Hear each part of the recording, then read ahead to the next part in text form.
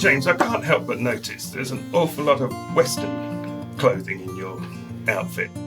Well, our agent for selling our beer was based in Texas, so I've been going to Texas since 1986. I bought my first pair of cowboy boots then.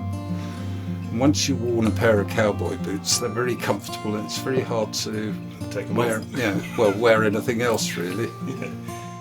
And you've got a big collection of belts and buckles I noticed as well, so that comes part of it, does it? Well, the belts match the boots. James, how long's the family been brewing beer? How did the brew get started?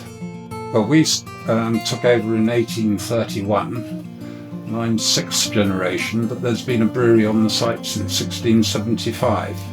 How are you introduced to the family business? Well, I started in 1974, right at the bottom, trained as a brewer, and worked my way up. What was the worst job you ever did?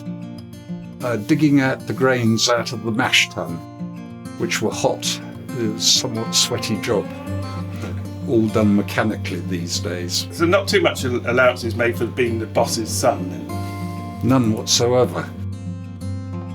I'd done 34 years in the brewery. I decided to do something different. So what do you do now then? I farm alpacas. What attracted you to alpaca farming? Well, the first time I saw an alpaca, I thought they were rather strange animals, so investigated them and became quite interested in them.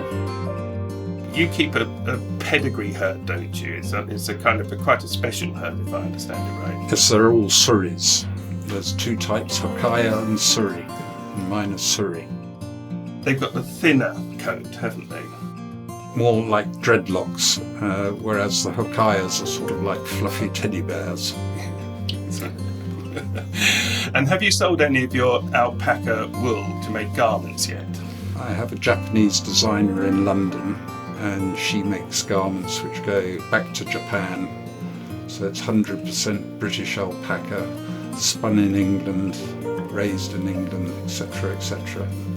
Well, I'll have to get my socks made from it, won't I?